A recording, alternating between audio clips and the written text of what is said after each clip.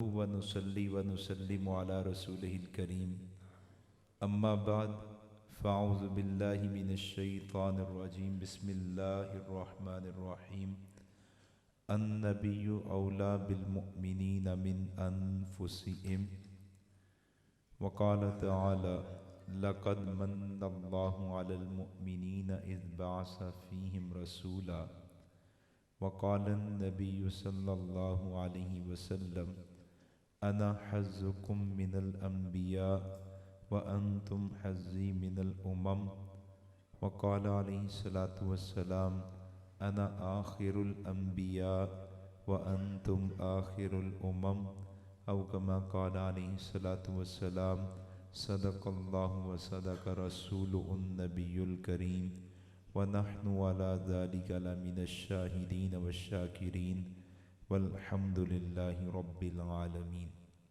قابل احترام دوستو، جو قرآن و سنت کو جاننے والے ہیں وہ میرے آج کے موضوع سے واقف ہو چکے ہیں کہ میں نے آج آپ کے سامنے کس عنوان پر بات کرنی ہے۔ میرا آج عنوان بدل گیا ہے۔ عنوان تو ہے ختم نبوت کانفرنس، لیکن میں نے آج اس نشست کے لیے عنوان بدل لیا ہے۔ اللہ کرے وہ باتیں آپ کے سامنے پیش کر سکوں جو ابھی میرے ذہن میں آئی ہیں، جن کا میں نے ارادہ کر لیا ہے۔ اور عنوان بدلنے کی وجہ کیا بنی ہے، معذرت کے ساتھ محسوس نہ کرنا، عنوان بدلنے کی وجہ کیا بنی ہے، جگہ کا بدلنا۔ آج کی کانفرنس کہاں تھی؟ جامع مسجد عثمانیہ میں۔ یہ وہ مسجد ہے جو میرے بڑے قریبی دوست نے تعمیر کروائی، اور اس شرط پہ تعمیر کروائی کہ اس مسجد میں ختم نبوت کا دفتر بھی ہوگا اور یہ ختم نبوت کا مرکز بھی ہوگا۔ اول دن سے ہمارا مشورہ چل رہا تھا، اور مشورہ چل رہا تھا استاد محترم حضرت مولانا مفتی محمد حسن صاحب دامت فیوزم سے۔ آپ کے ضلع نارووالی کا بندہ ہے، لیکن امریکہ پڑھا ہے، ابھی وہ بڑا جہاز چلاتا ہے، کیپٹن ہے۔ والدہ کا انتقال ہوا، عثمانیہ مسجد کی مین پر ان کی والدہ کا نام بھی آج لکھا ہوا ہے۔ تو انہوں نے پاکستان آئے، کہیں ایک دوست کے ذریعے رابطہ ہوا، ملاقات ہوئی، انہیں پتہ چلا یہ ختم نبوت والے ہیں، تو کہنے لگے ختم نبوت کے لیے میں کوئی ادارہ بنانا چاہتا ہوں۔ میں نے کہا ضرور بنائیں۔ پھر میں حضرت والا کے پاس لے گیا، مفتی حسن صاحب کے پاس، ہماری مشاورت شروع ہوئی، تو انہوں نے کہا نارووال میں بناتے، میرا آبائی علاقہ ہے، قادیانی بھی بہت ہے۔ میں نے کہا لاہور مرکز ہے، لاہور میں بناتے ہیں، نارووال نہیں۔ لاہور کے اندر یونیورسٹیز ہیں، یہاں پر عدالتیں ہیں، یہاں پر مختلف دفاتر ہیں، مختلف طبقات ہیں، بڑی بڑی مارکیٹیں ہیں۔ لاہور والے وہاں نہیں جائیں گے، وہاں والے یہاں آ جائیں گے، تو لاہور کو مرکز بناتے ہیں، یہیں کوئی ادارہ بناتے ہیں۔ انہوں نے اپنے نیک جذبات کا اظہار کیا اور مجھے کہا جگہ آپ بتائیں کتنی چاہیے، تعمیرات آپ بتائیں کیسی کرنی ہے، آڈیٹوریم کیسا ہو، مسجد کیسی ہو، کتنی ہو، رہائش کمرے، یہ وہ سب بتا دیں۔ میں نے کہا حضرت کے پاس جاتے، دونوں باتوں کا فیصلہ کروا لیتے۔ حضرت استاد جی مفتی حسن صاحب کے پاس پہنچے، حضرت سے بات چیت کی، تو حضرت نے فرمایا بس آپ جہاں راضی ہیں وہاں بنا لیں۔ ان کو کہا حضرت تو کسی پر اصرار ہی نہیں کرتے۔ میں نے عرض کی حضرت پھر آپ دعا فرمائیں، میں لاہور میں مرکز چاہیے، اس کے لیے بھی دعا فرمائیں۔ تو حضرت نے فرمایا انہیں کہ چلو میرے عزیز تم ہی یہ نیت بھی کرو کہ لاہور میں بھی تعمیر کرواؤں گا۔ حضرت نے انہیں بڑی لمبی کارگزاری ہے، میں تو یہ تقریباً 1 سال تو مشاورت چلتی رہی، 5-7 مہینے بعد پھر آتے تھے، مشورہ چلتا تھا۔ تو اس دوران یہیں تلونڈی بھنڈرا کے قریب اندر، جب لاہور سے ہیں تو الٹے ہاتھ اندر ایک شادی تھی، تو شادی میں انہوں نے مجھے بلایا اور کہا کہ یار وہ مسجد بھی دیکھنی ہے، جگہ دیکھنی ہے، میرا دل کرتا ہے وہ مسجد بوسیدہ ہے، تعمیر کرواؤں۔ میں خود لاہور سے آیا، बारों बार मैंने मस्जिद को देखा और मैंने कहा कि ठीक है, लेकिन ख़त्म का मरकज़ बनाना है। कहते हैं हाँ। मैं आज खुल के कहने लगा, मैं क्या मौलवी मुकर जाएगा। मैंने उस वक्त कहा, मैं क्या बहाना पाएगा कि एजेंसी आ गई सी, पुलिस आ गई सी, एक दो बयान कराएगा फिर छुट्टी करा देगी। उन्होंने कहा नहीं नहीं, मैं पूरी बात करूँगा। बातचीत हुई, मुआहदा तय पा गया कि ये ख़त्म का मरकज़ होगा। उसने अल्हम्दुलिल्लाह बेदरेग हुजूर के नाम पे जो लगाता है फिर खूब लगाता है। उसने खूब पैसा लगाया, कभी नहीं रोका। मैं उन साहिब से भी मिला जो उसी बस्ती के दाढ़ी रखी थी, जो निगरानी करते थे। फिर दफ्तर भी बना।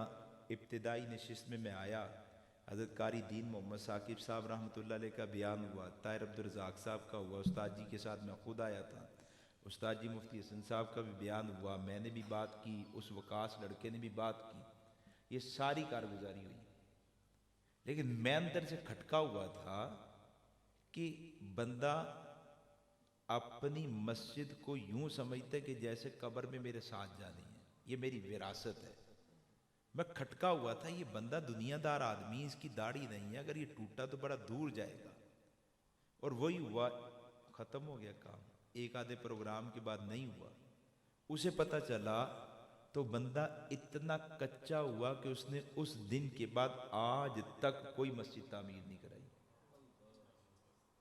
उस दिन से आज तक कोई मस्जिद तामीर नहीं करवाई। टूट गया अंदर से, बुझ गया अंदर से। मेरा बहुत करीबी दोस्त है, अभी भी आप देखें मेरे साथ रोजाना के रास्ते में है, बड़ा ही अच्छा आदमी है। लेकिन पिछली दफ़ा मैं आया तो मैंने उनको पैगाम का लिखा, तुम्हारा इखलास कबूल हुआ है, अल्हम्दुलिल्लाह ख़त्म का काम शुरू हो गया है। मैं तो लाहौर का हूँ भाई, मेरे पास तो मेरा अपना रिंग रोड पे जगह है। 2 साल हो गए मैं इदारा नहीं बना पा रहा, मसरूफियत चलती है। फिर सोचता हूँ कि यार सारे इदारे अपने हैं, सबके लिए दुआ करते रहेंगे तो अजर कमाते रहेंगे, एक पर एक इदारे पर ज़िंदगी लगा देना। अभी भी वो मदरसे के मोहतमिम साहब हज़रत मौलाना अतीकुर रहमान साहब दामद फीज़ुम खुद उसको तामीर करवा रहे हैं। मैं अपने सफ़रों में रहता हूँ, हज़रत की शफ़क़त, उस्ताद की शफ़क़त, उनने उसको तामीर करवाना शुरू किया। तो मैंने पिछली दफ़ा उन्हें पैगाम का, मैंने कहा मुबारक हो, बड़े खुश हुए, बड़े खुश हुए। अभी इस दफ़ा का मैं इश्तिहार अपना देख नहीं पाता, तफसीलन नहीं देख पाता, वो भेजे हल्का सा देखता हूँ। फिर पहले तो मैं स्टेटस लगा लेता था कि जहाँ भी जाऊँ तो लोगों को, ताल्लुक़ वालों को पता चल जाए कि मौलवी यहाँ पे आ रहा है। तो मैंने ये स्टेटस ना लगाया ना दोस्तों को शेयर किया, इश्तिहार नहीं लगाया। आज जब मैं यहाँ पहुँचा और मुझे पता चला है कि एक मौलाना साहब ने 1 हफ्ता मेहनत की है, इश्तिहार छपा है, लेकिन हुजूर के पाक नाम पर मस्जिद के अंदर ख़त्म नबूवत का प्रोग्राम नहीं करने दिया गया, तो मैंने इन मौलाना साहब को कहा, अल्लाह की कसम मिर्ज़ाइयों की ऐसी जुर्रत नहीं है कि मिर्ज़ाई मस्जिद में प्रोग्राम ना होने दे। ये हमारी जुर्रत है कि इस्लाम का टाइटल लगाकर मोहम्मद पाक की मुखालफत कर जाना, अपने तहफ़्फ़ुज़ात का इजहार करके हुजूर की ख़त्म नबूवत से बगावत कर जाना। अमल तो हुजूर के पास पहुंचता है, क्या जवाब दूंगा मैं हुजूर के पास जाके कि मैं आपकी ख़त्म के काम में रुकावट बन गया? क्या जवाब देंगे हम?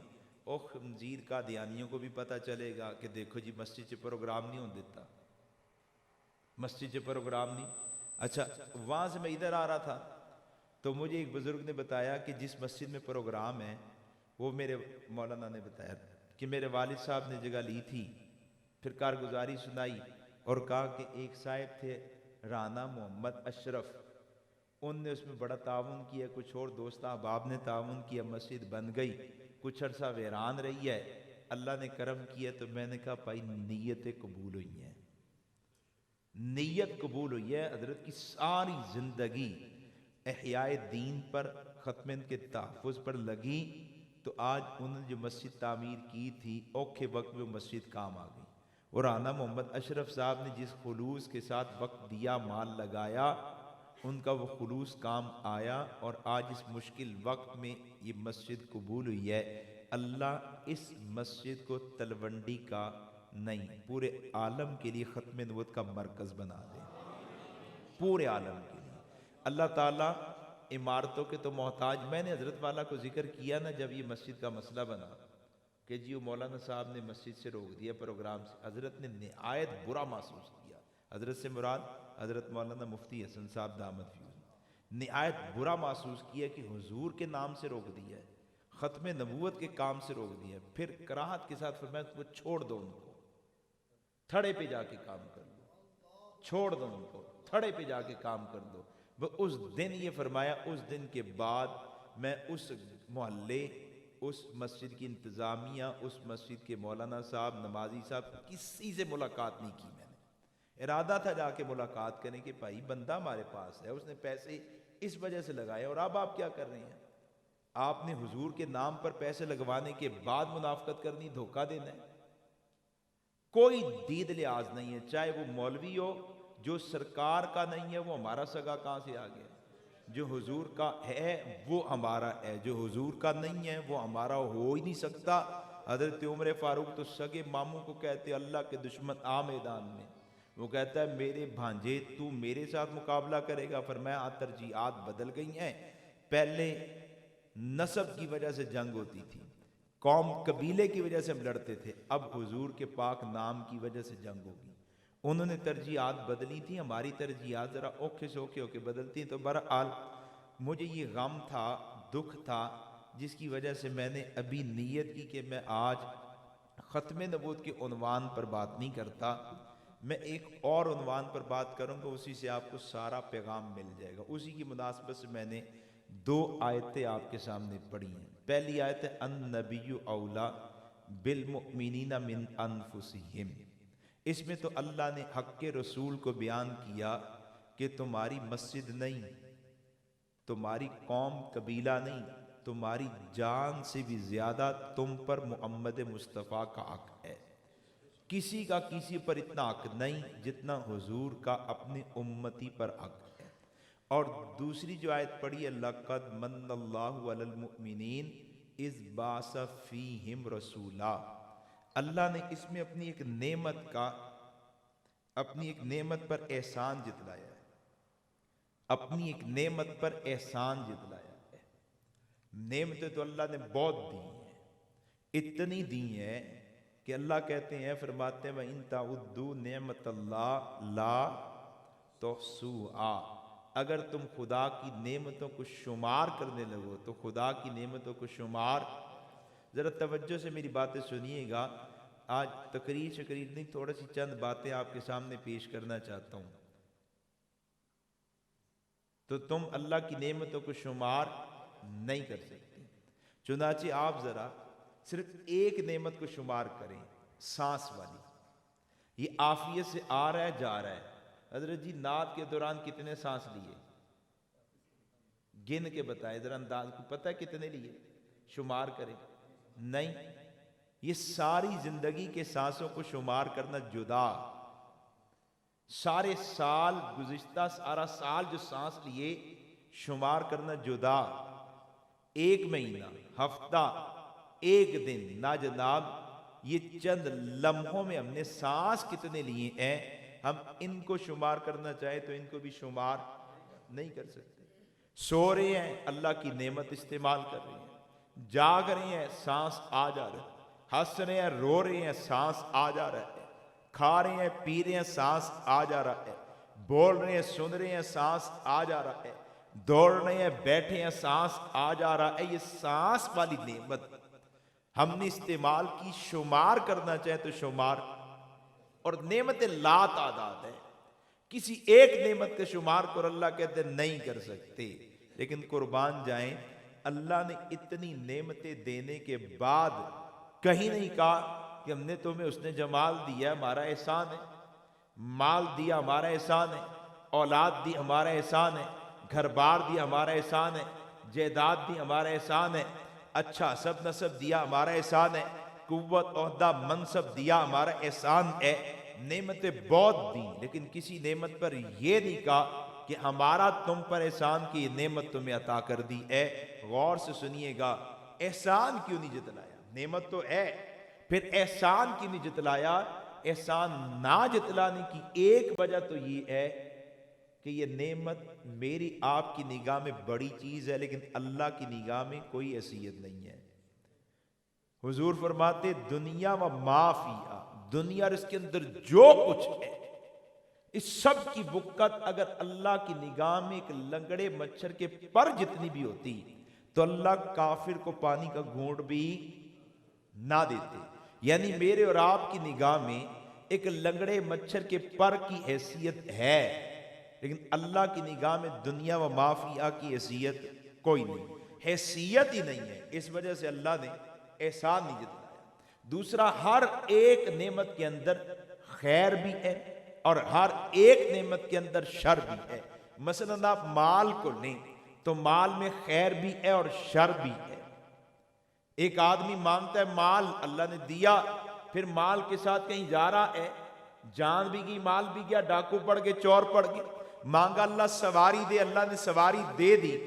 اپنی فیملی کے ساتھ کہیں جاتا ہے، حادثہ ہوا، سواری بھی گئی، اولاد بھی گئی، مانگتا رہا اللہ اولاد عطا کر، اللہ نے بیٹا دیا، جوان ہوا بیٹا، باپ بوڑھا ہوا، نافرمان بنا بیٹا، تو بوڑھا باپ بیٹے کو بد دعائیں دیتا ہے۔ یہ چند دن پہلے میں لاہور ہربنس پورا ایک گھر سے باہر نکلا تو سامنے والے گھر سے کسی جوان کی اونچی اونچی آوازیں آ رہی ہیں، کسی کو غصے ہو رہا ہے۔ تو میں نے میزبان کو کہا یار یہ کیا ہے، کون ہے؟ کہتا ہے یار یہ ایک جوان لڑکا ہے۔ کس کو غصے ہوتا ہے؟ کہنے لگا ماں باپ بوڑھے ہیں، یہ ان کو غصے ہوتا ہے، بیمار ہیں ان کو غصے ہوتا ہے، جھگڑا کرتا ہے، لڑائی کرتا ہے، بوڑھا بیمار، بیٹا جوان، لیکن بیٹا باپ پر غصہ اتارتا ہے، باپ کو گالیاں دیتا ہے، باپ کے ساتھ بدتمیزی کرتا ہے۔ میں نے کہا کہ یار تم سمجھاتے نہیں؟ کہتے سمجھاتے، ہمارے منہ پہ کہتا ہے اچھا ٹھیک ہے پھر وہی کام۔ میں کہ ماں باپ کا حال؟ کہتا باپ تو یوں دامن پکڑ کے بد دعائیں دیتا ہے۔ تو اولاد ہے تو نعمت، لیکن اس آدمی کے لیے نعمت میں شر ہے، زامت ہے۔ اس لیے انبیاء جب اللہ سے نعمت مانگتے ہیں تو مطلق نعمت نہیں مانگتے، انبیاء اللہ سے نعمت مانگتے ہیں تو کہتے ہیں اللہ اس نعمت میں جو خیر ہے وہ خیر عطا کر دے۔ حضرت زکریا علیہ السلام نے اللہ سے اولاد مانگی تو کہا ذریۃً طیبۃ، اللہ صرف اولاد نہیں چاہیے، پاک اولاد چاہیے، پاکیزہ اولاد چاہیے۔ اور پاکیزہ اولاد کسے کہتے ہیں؟ جو ماں باپ کی فرما بردار اور رب رسول کی نافرمان ہو۔ یہ ماں کی نگاہ میں، باپ کی نگاہ میں تو پاکیزہ ہے، رب کی نگاہ میں پاکیزہ اس وقت ہوگی جب یہ اللہ رسول کی فرما برداری کرنے والی ہو۔ تو انبیاء رب سے نعمت مانگ رہے ہیں لیکن کہتے ہیں اللہ نعمت میں جو خیر ہے وہ خیر عطا کر۔ تو ہر ایک نعمت میں ایک کمزوری یہ کہ خدا کی نگاہ میں کوئی حیثیت نہیں، دوسری کمزوری یہ کہ اس نعمت میں خیر کا پہلو ہے تو ساتھ شر کا پہلو بھی ہے۔ اس وجہ سے اللہ نے کہیں نہیں کہا کہ ہمارا تم پر احسان ہے یہ نعمت عطا کی ہے۔ ہاں دو نعمتیں ایسی ہیں، اللہ نے دی تو اللہ نے کہا اب ہم نے تمہیں کوئی بڑی چیز عطا کی ہے، پھر اس پر احسان بھی جتلایا۔ ایک نعمت ایمان، ارشاد ہوا بل اللہ یمن ان ہداکم للایمان، اے میرے بندو میرا تم پر احسان کہ تمہیں میں نے ایمان کی نعمت عطا کی ہے۔ اور دوسری نعمت سرکار امام الانبیاء کی مبارک نسبت، ان کے بارے میں اعلان کیا لقد من اللہ علی المؤمنین اذ بعث فیہم رسولا، ہمارا اپنے بندوں پر احسان کہ ہم نے انہیں اپنے محبوب کی مبارک نسبت عطا کر دی ہے۔ ایک ایمان بڑی نعمت، اللہ کہتے دی ہے ہمارا احسان ہے۔ دوسرا نبی کی مبارک نسبت بڑی نعمت، اللہ کہتے بڑی چیز ہے ہم نے عطا کی، ہمارا احسان ہے۔ اور پھر ایمان کو لے تو خیر ہی خیر ہے، شر کا کوئی پہلو نہیں ہے۔ نسبت مصطفیٰ کو لے خیر ہی خیر ہے، شر کا کوئی پہلو نہیں ہے۔ یہ دو بڑی نعمتیں، ان دونوں پر اللہ کہتے ہمارا احسان ہے، ہم نے تم پر انعام کیا ہے۔ اور دوستو ہر بندے کی خواہش ہوتی ہے کہ جو نعمت ہے وہ باقی بھی رہے، نعمت میں اضافہ ہو جائے، نعمت سے خیر ملے۔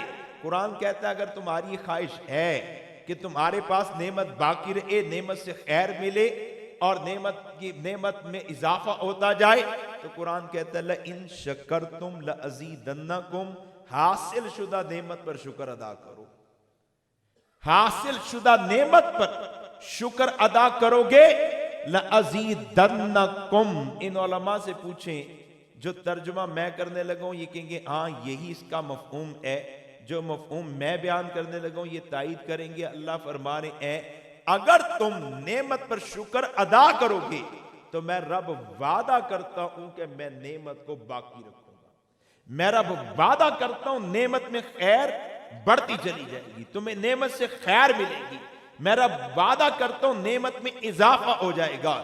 اور اس کے برعکس اگر کفران نعمت کیا، والا ان کفرتم، کفران نعمت کی سب سے بڑا درجہ کون سا ہے کہ میں نے حضرت کو دیکھا، حضرت کے پاس بڑا علم ہے، میں جل بن گیا، میں نے کہا یار اندھا حافظہ کمزور ہو جائے،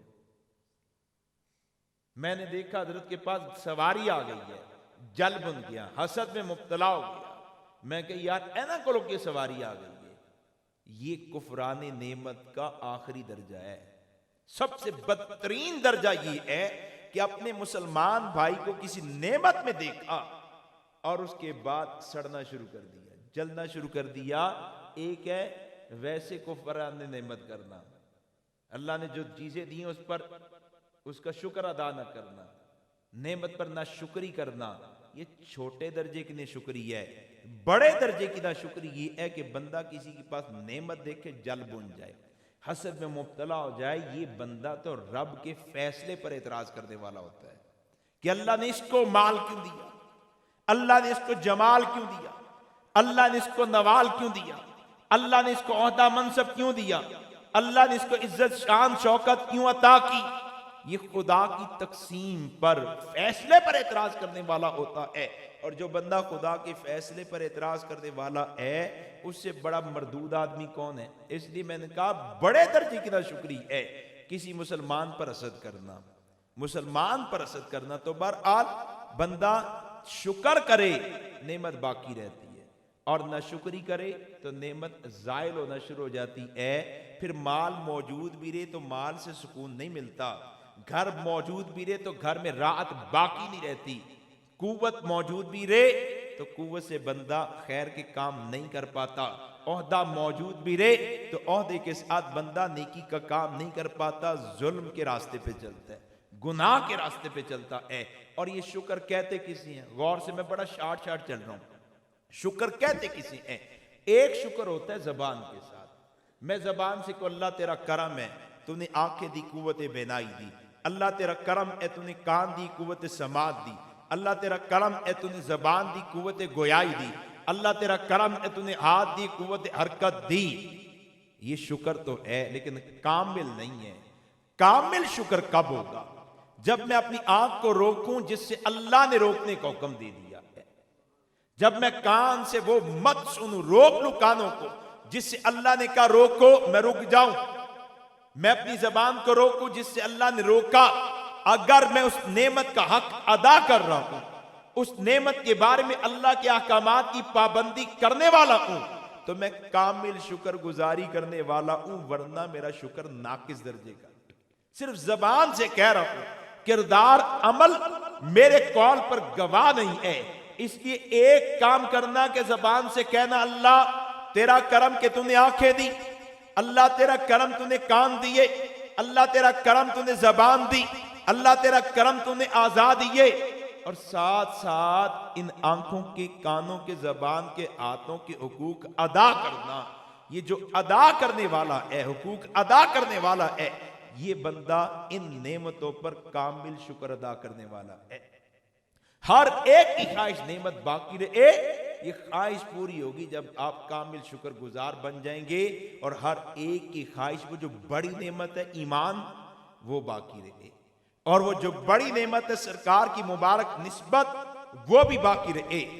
زندہ رہے تو ایمان پر، سرکار کی مبارک نسبت پر، موت آئے تو ایمان ساتھ ہو، حضور کی مبارک نسبت پاس ہو، قبر میں اترے ایمان ساتھ ہو، سرکار کی مبارک نسبت پاس ہو، معاشر میں حضور کے سامنے پیش ہو، ایمان ساتھ ہو، سرکار کی مبارک نسبت ساتھ ہو۔ اگر خواہش ہو ایمان پر رہے، ایمان باقی رہے، نسبت مصطفیٰ پر باقی رہے، نسبت مصطفیٰ پر خاتمہ ہو، تو اس کے لیے بھی دوستو شکر گزاری میں مبتلا ہو جانا۔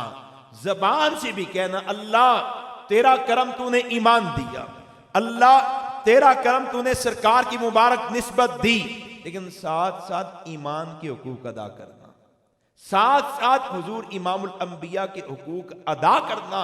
آج کا مسلمان زبان سے شکر ادا کرتا ہے لیکن ایمان کے حقوق ادا نہیں کرتا، کامل شکر ادا نہیں کرتا۔ آج کا مسلمان نبی کی نسبت پر زبان سے شکر ادا کرتا ہے لیکن سرکار امام الانبیاء کے حقوق ادا نہیں کرتا۔ آج تو ہم حقوق پتہ کس کے ادا کرتے؟ شوہر ہے تو بیوی کے، بیوی ہے تو شوہر کے، اولاد والدین کے، والدین اولاد کے، رشتہ دار کے، پڑوسی کے۔ ہم اپنے نبی سے زیادہ اپنے ماں باپ کا حق ادا کرتے ہیں، نبی کے حقوق کی ادائیگی سے زیادہ اولاد کے حقوق ادا کرتے ہیں، نبی کے حق کی ادائیگی سے زیادہ رشتہ دار، پڑوسی، دوست کے حق کو ادا کرتے ہیں، نبی کے حق کی ادائیگی سے زیادہ ہم راہ چلتے مسافر کے حق کو ادا کرتے ہیں۔ گاڑی میں بیٹھے میرے ساتھ دوسرا بندہ بیٹھ گیا، مجھے پیاس لگی، پیا، تو میں نے ساتھ پوچھا یار پیو گے؟ پھر میں سوچتا ہوں اور عمل کرتا ہوں کہ یار جڑا میرا پڑوسی ہے، یہ جو سفر کا پڑوسی ہے، اس کو سفر میں مجھ سے تکلیف نہ پہنچے۔ ہم تو عارضی امسائے کے حقوق ادا کرتے ہیں، لیکن سرکار امام الانبیاء کے حق کی بات آ جائے تو خود اپنا احتساب کریں ہم حضور کے کتنے حق ادا کرتے ہیں۔ سرکار امام الانبیاء کے لیے ہم نے اپنی زندگی میں اوقات کتنے رکھے ہیں؟ حضور کی ذات کے حقوق کی ادائیگی کے لیے ہمارے اوقات کتنے لگے؟ ہمارا مال کتنا لگا؟ ہماری صلاحیت کتنی لگی؟ ہمارے تعلقات کتنے استعمال ہوئے؟ ہمارے ادارے، مساجد، گھر بار کتنی لگ گئی، کتنی استعمال ہوئی ہیں؟ اگر ہم اپنا احتساب کرنا شروع کریں تو ہمیں اپنے آپ سے ندامت ہو جائے، شرمندگی ہو جائے، ہمارا من کہے گا نہیں یار سچی بات یہ کہ ہم نے ہر ایک کا ادا کیا ہے۔ اگر حق کی ادائیگی میں کوتاہی کی ہے تو وہ محمد پاک صلی اللہ علیہ وسلم کی ذات ہے۔ اور یہ کوتاہی ہوتی کیوں ہے؟ اس وجہ سے کہ مسلمان نبی کو مانتا ہے لیکن نبی کو پہچانتا نہیں ہے۔ پہچان کے بعد حق ادا ہوتا ہے۔ جو ماں کی عظمت کو جان جائے ماں کا حق ادا کرتا ہے، باپ کے مقام کو جان جائے باپ کا حق ادا کرتا ہے، اپنے رشتہ دار پڑوسی کی ضرورت کو سمجھ جائے اس کا حق ادا کرتا ہے۔ جب پہچان ہو جائے پھر حق ادا کرنا آسان ہو جاتا ہے۔ میں نے کل سیالکوٹ ایک جلسے میں پوچھا، میں نے دوستوں کو کہا کہ یار 2 سوال کرنے ہیں، ذرا توجہ سے جواب دے دو، ذرا متوجہ ہو، مجھے توجہ دیں۔ پہلا سوال، حضور کو مانتے ہو؟ اور یہی آپ سے پوچھتا ہوں، آپ سب حضور کو مانتے ہیں؟ مانتے ہیں؟ الحمدللہ۔ میں نے وہاں بھی پوچھا حضور کو مانتے ہو؟ سب نے کہا الحمدللہ مانتے ہیں۔ میں نے کہا دوسرا سوال کرنے لگا ہوں لیکن تم نے 10-15 منٹ سوچنا ہے، جواب سوچنا ہے، پھر اپنا احتساب کرنا ہے۔ 10-15 منٹ خاموش رہ کے جواب سوچو، پھر اپنا احتساب کرو۔ اور وہ دوسرا سوال کیا ہے؟ اے ماننے والوں، کیا تم اپنے نبی کو پہچانتے بھی ہو؟ نبی کی پہچان بھی رکھتے ہو؟ نبی کے بچپن کو، لڑکپن کو، آپ کی جوانی کو، نوجوانی کو، جوانی کو، نکاح کو، تجارت کو، آپ کے معاملات کو، آپ کی معاشرت کو، اخلاق کو، کردار کو، نبی کی سیرت کو، صورت کو، نبی علیہ السلام کی عظمتوں کو، صداقت پر دلائل کو، آپ کے غزبات کو، معجزات کو، پیش گوئیوں کو، نبی کی اصحاب، ازواج، اولاد، ان کی عظمتوں کو، کیا تم نبی کی ذات کو پہچانتے بھی ہو؟ خود سوچو، جواب دو۔ مجمع خاموش ہوا، ایک بندہ نہیں ہے جو کہ میں اپنے نبی کو پہچانتا ہوں۔ ہم تو حضور سے اتنے دور ہوئے ہیں کہ اگر آج کوئی بندہ آ کے صرف حضور کی صورت کے بارے میں پوچھ لے، تمہارے نبی کی صورت کیسی تھی، تمہارے نبی کی صورت کیسی تھی، تو ہم سرکار کی صورت نہیں بتا پائیں گے۔ نبی کی آنکھیں کیسی تھیں؟ صحابہ نے تو پورا اولیاء نقل کے، قربان نے صحابہ پر۔ صحابہ جب حضور کو بیان کرتے ہیں تو بتاتے ہیں کہ حضور کی آنکھیں کیسی تھیں، آنکھوں کے اندر کے ڈورے کیسے تھے، آپ کی پلکیں کیسی تھی، آپ کی بھویں کیسی تھی، آپ کی گالیں کیسی تھی، آپ کی پیشانی کیسی تھی، آپ کی ٹھوڑی کیسی تھی، آپ کی داڑھی کیسی تھی، آپ کی گردن کیسی تھی، آپ کے شانے کیسے تھے، آپ کے بدن کے اعضاء چوڑے تھے کم چوڑے تھے کیسے تھے، آپ کا سینہ کیسا تھا، سینے کے نیچے ناف، پھر آپ کی ران، آپ کی پنڈلیاں، آپ کے پاؤں، پاؤں کی انگلیاں، پاؤں کے تلوے کیسے تھے، اور صحابہ تو یہ بھی بتاتے ہیں کہ سرکار کی بغلیں کیسی تھی، چمکدار تھی، روشن تھی، بال مبارک کیسے تھے۔ ابھی چند دن پہلے میرے پاس، 2-3 دن پہلے میرے پاس کچھ دوست آئے اور ختم نبوت والے وہ آئے، اور 2-1 ہفتے پہلے انہوں نے مجھ سے وقت لیا تھا کہ آپ کے پاس سرکار کے تبرکات ہیں، ان کی زیارت کرنی ہے۔ میں نے کہا آ جاؤ، جمعرات کا دن طے ہوا اور وہ آ گئی۔ اب میں نے ان کو حضور کے پسینہ مبارک کی خوشبو سونگھا دی۔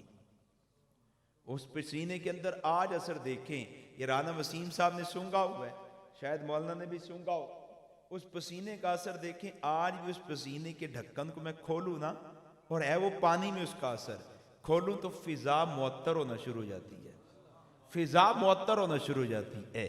وہ جو حدیث میں آیا نا، سرکار یہاں سے جہاں سے گزرتے تھے تو فضا معطر ہوتی تھی، بس یہ بتانا ہوتا تھا بس ادھر گئے ہیں، پھر کدھر سے گئے ہیں، یہ خوشبو خود بتایا کرتی تھی کدھر سے۔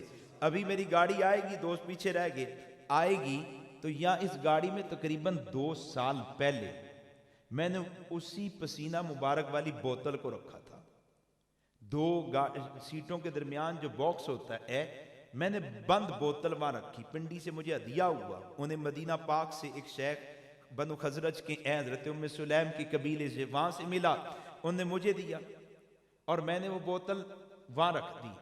میں مولانا رانا وسیم صاحب کے دوست مولانا عبدالحنان صاحب، مولانا احمد علی کوئٹہ والے، مولانا خدا بخش سندھ والے اور مولانا فضل الرحمان صاحب میرپور کے، یہ 4 مولوی میرے ساتھ، انہوں نے مجھے کہا کہ یار گاڑی تمہارے پاس ہے اور تم ہمیں سیر کراؤ۔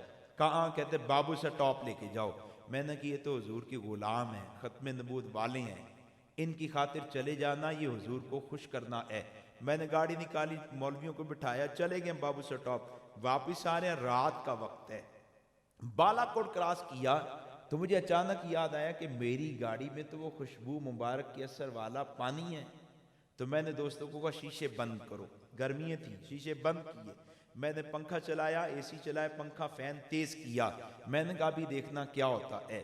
میں نے وہ ڈھکن یوں کھولا ہے اور یوں فین کے سامنے کیا، پنکھے کے سامنے کیا، یہاں پنکھے کی ہوا اس کو لگ کے پیچھے پہنچی ہے تو سارے علماء کہتے اللہ اکبر، اللہ اکبر، اللہ اکبر، یہ کیسی خوشبو ہے؟ میں نے کہا خوش نصیب ہو، 1450 سال بعد حضور کے پسینے کی خوشبو سونگھنے کی توفیق ملی ہے، 1450 سال بعد میں نے اللہ اکبر،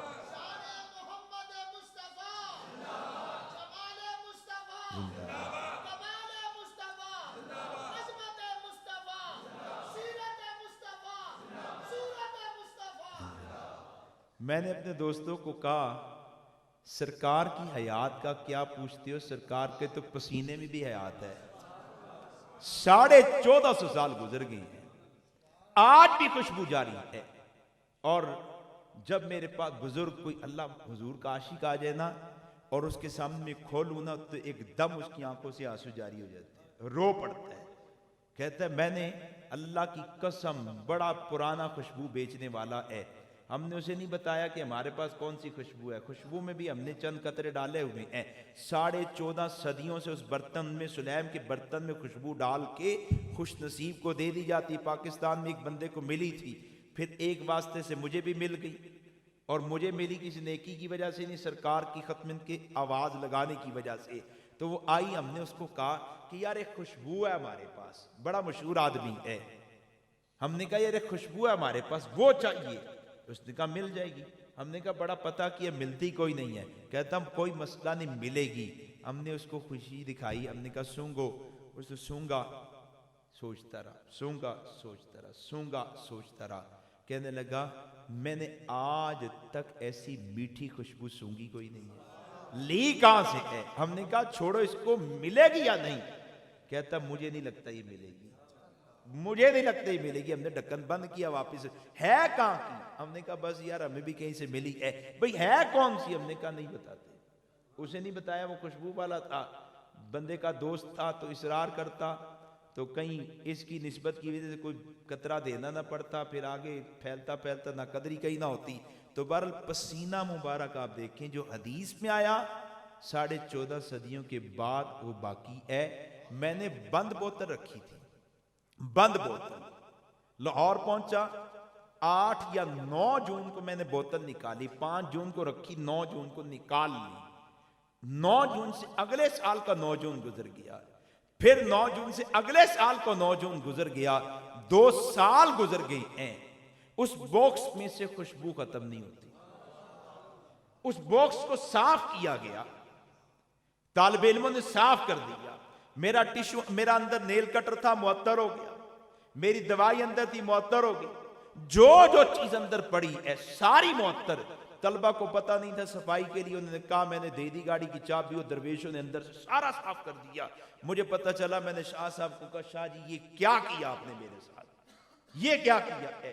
کہنے لگے یار مجھے بھی پتہ نہیں چلا. وہ ساری چیزیں شاپر میں نے ڈال کے مجھے دے دی. میں نے کہا یار بڑا ظلم کیا ہے. لیکن جا کے جب ڈھکن کو کھولا تو پھر خوشبو آ رہی ہے. ڈھکن کھولا پھر خوشبو آ رہی ہے. اب کسی درویش آدمی نے اس میں ٹیشو رکھ دی ہے. اب ٹیشو اسی میں پڑے ہیں, نکالتا کیوں نہیں؟ وجہ وہ ٹیشو معطر ہو چکے ہیں, ٹیشو بھی معطر ہو گئے. بعد میں کیا کرنے لگا تھا, صحابہ نے تو حضور کے چہرہ مبارک کے اجزاء کو پیش کیا, بتایا. اور میں نے بات ہی کرنے لگا, میرے دوست آئے, کہتے زیارت کرنی ہے. میں نے مختلف چیزوں کی زیارات کروائی. حضور کے کرتے مبارک کا ٹکڑا ہے, وہ اور کچھ چیزیں زیارت کرواتا رہا. جب آئی سرکار کے بال مبارک کی زیارت کا وقت, تو میں نے, میرے پاس اللہ کے فضل و کرم سے تقریباً 3 فٹ لمبے بال مبارک ہیں. کتنے؟ 3 فٹ. مولانا مبشر سائم صاحب ہیں, اچھا ہو شان محمد مصطفیٰ, شان صحابہ, شان صحابہ, شان اہل بیت حضرت مولانا قاری آصف عثمانی قصوری صاحب, ملک مبشر سیم علوی صاحب, جنہوں اللہ زبان دیتی یار نعرے دا جواب دے. نعرہ تکبیر. وہ زیارت چکھو گئے سی, وہ سارے ساتھی زیارت چکھو گئے سی, اس کر کے تاڑل توجہ نہیں رہی.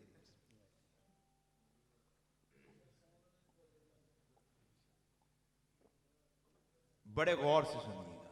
میں نے دوستوں کو کہا کہ اب میں تمہیں موئے مبارک کی زیارت کراؤں گا, اور میرے پاس زلفیں ہیں 2 فٹ 2.5 فٹ 3 فٹ لمبی, اور زلفیں بھی لٹ مبارک کی صورت میں ہیں. اللہ کی قسم عجیب تازگی ہے, عجیب رونق ہے. میں ابھی بھی, مجھے جمعرات کو میں نے زیارت کی تو نگاہوں میں وہ بس زلفیں گھوم رہی ہیں. تو میں نے ان سے کہا, میں نے کہا دوستو میں اب تمہیں حضور کے بال مبارک زلفوں کی زیارت کرواتا ہوں. وہ سارے ختم نبوت والے, ہم ختم نبوت والوں کی جوتوں کی خاک ہیں, انہی کے صدقے اس عنوان پہ کچھ کہنے کا موقع ملتا ہے. تو میں نے کہا میں زیارت کرواتا ہوں, لیکن مجھے بتاؤ حضور کے بال مبارک تھے کیسے؟ کہتے گھنگریالے. میں نے کہا نہیں. اور ان کے جواب پر مجھے تعجب بھی ہوا کہ یار تم ختم نبوت والے ہو, تمہیں بالوں کا نہیں پتا. کہتے گھنگریالے. میں نے کہا نہیں. ایک نے کہا سیدھے. میں نے کہا نہیں. پھر میں خود بولا کہ بھائی حضور کے بال نہ گھنگریالے تھے نہ سیدھے تھے. میرے پاس ایک زلفوں کی لٹ کسی اور نسبت سے آئی, دوسری زلفوں کی لٹ مبارک کسی اور نسبت سے آئی. میں نے دونوں باکس, اور ایک پہلے سے تھی زلف کی لٹ مبارک, میں نے ساری ان کے سامنے رکھی. خدا کی قسم 1450 سال بعد بھی زلفوں کی وہی حالت ہے جو صحابہ بیان کر کے گئے. وہی بل کھاتی زلفیں ہیں, وہی بل کھاتی.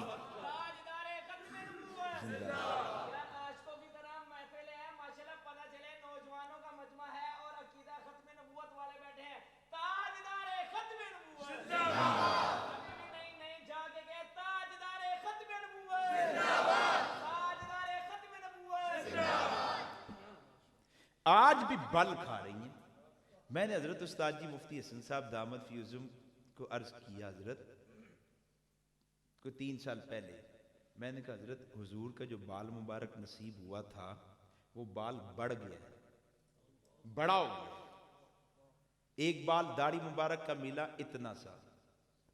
ان کے ایک دوست صدیق صاحب نے چھپ کے تصویر بنا لی. میں بڑا مخالف ہوں منہ مبارک کی تصویر لینے کا. چھپ کے تصویر بنا لی. پھر 3 ماہ بعد میاں والی اور کچھ علاقے کے علماء آئے زیارت کرنے, تو میں نے اس سے پردہ ہٹایا. تو میں نے جب منہ مبارک کی زیارت کی تو ایک دم میں نے کہا او ماشاءاللہ ماشاءاللہ یہ کیا ہے. پھر میں نے کہا یار مجمع میں کوئی ایسا بندہ جس نے پہلے زیارت کی, تو ایک ظہیر شاہ صاحب اور ایک 2 ساتھی اور کھڑے ہوئے. میں نے کہا کتنا تھا؟ کہتے اتنا. میں نے کہا آجو. اب آئے تو تقریباً 4 انچ لمبا ہو چکا تھا. کتنا انچ؟ 4 انچ. پھر زیارت کی ابھی 5 انچ تقریباً لمبا ہو چکا ہے. میں نے سرکار کی زلف مبارک کی زیارت کی مدینہ پاک.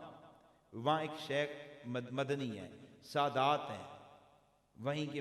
ایتھے دے تے سید دے بارے پھر کچھ شک و شبہ آ جاندہ ہے نا, اوتھے تے پاک کے وہاں شریف کہتے ہیں. تو وہ وہاں اس کے پاس 10 فٹ لمبی زلفیں ہیں. حضرت ام سلیم کی قبیلے سے 10 فٹ لمبی زلفیں ہیں, بڑھتی ہیں. اس میں سے چند زلفیں لاہور ایک بزرگ کو ملی, اور وہ میں نے 5 دن پہلے ایک زلف مبارک کی زیارت کی. 10 فٹ تھی, ان کے پاس تقریباً 10.5 فٹ سے بڑی ہو چکی ہے, اور بڑی ہو چکی ہے. تو میں نے حضرت سے عرض کی حضرت یہ بال مبارک بڑا ہو گیا ہے, زیادہ بھی ہوتے ہیں بڑے بھی ہوتے ہیں. میں نے کہا بڑا ہو گیا ہے. تو حضرت نے فرمایا یہ حضور کی حیات کی علامت ہے. کس کی علامت ہے؟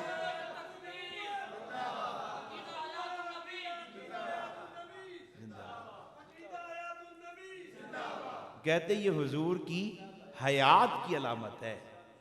میں نے پھر وہی بات کہتا ہوں, دوستوں کو بھی کہتا ہوں, حضور کے تو بال میں بھی حیات ہے بھائی. سائنسی نقطہ نگاہ سے دیکھیں, بال جب بدن سے جدا ہوتا ہے نا تو بال ڈیڈ ہو جاتا ہے. بال بدن سے جدا ہوا, اس کی موت.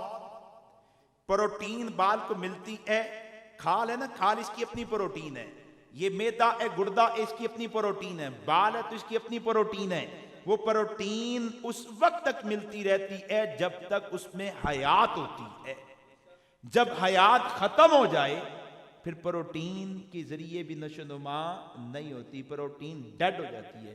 وہ اس ڈیڈ ہو جاتا ہے, بندہ مر جاتا ہے, بال نہیں بڑھتے. مر جاتا ہے, کھال اتری, وہ کھال دوبارہ بدن پہ نہیں آتی. کھال دوبارہ بدن پہ نہیں آتی. بال بڑھتا نہیں, کٹوائے صدیوں پڑے رہے, بال بڑھتے نہیں ہیں. لیکن سرکار امام الانبیاء کے بال مبارک بڑھتے ہیں. بڑی عجیب بات بتانے لگوں آپ کو, اپنی بات بتانے لگوں, کسی سے سنی ہوئی بھی نہیں, اور 2 بار میں خود اس عمل سے گزر چکا ہوں. جو بتانے لگوں اس عمل سے میں خود گزر چکا ہوں. سرکار کے بال مبارک بڑھتے تھے. بلکہ ایک اور بات, چند دن پہلے ایک بڑے آرمی کے ریٹائرڈ آفیسر ہیں, حمید گل صاحب, جنرل حمید گل صاحب کے بڑے قریبی تھے. تو مجھے کس نے فون کیا کہ بریگیڈیئر صاحب بھی آئے ہوئے ہیں, فلاں فلاں بندہ بھی آیا ہوا ہے, تو ناموس رسالت کے حوالے سے بڑی اہم مشاورت ہے, آ جاؤ. میں نے گاڑی نکالی اور میں ان کی طرف پہنچ گیا. ان کے پاس بھی نبی علیہ السلام کا بال مبارک جو ناموس رسالت کے کام کی وجہ سے ملا. اب وہاں بیٹھے ہیں, پہلے بات چیت چلتی رہی کہ توہین رسالت کس طرح ہو رہی ہے. آپ کانپ جائیں گے. آپ کے ملک کے اندر ایک تنظیم ہے جو تنظیم 2000 کارٹون فلمیں شائع کر چکی ہے. صحابہ کے کارٹون, ازواج مطہرات کے کارٹون, اور سرکار امام الانبیاء کے کارٹون. 2000 فلمیں شائع کر چکی ہے. ساری تنظیمیں موجود ہیں, ساری جماعتیں موجود ہیں. کھربوں روپیہ اس مشن پہ لگایا جا رہا ہے. کل ڈنمارک بھونکا تھا, احتجاج ہوا. فرانس بھونکا تھا, احتجاج ہوا. جس ملک نے توہین رسالت کی رد عمل آیا, انہوں نے کہا ٹھیک ہے تم ذرا زیادہ جوشیلے مسلمان ہونا, تمہارے ملک کے اندر ہم چال کرتے ہیں. اور آپ کے ملک کے اندر بعض نام نہاد مذہبی طبقات کو خرید کر 2000 فلمیں بنائی جا چکی ہیں. میرے سامنے ایک بزرگ نے، دنیا دار آدمی ہے، اس نے کہا جی آپ ذرا موبائل کو دیکھیں۔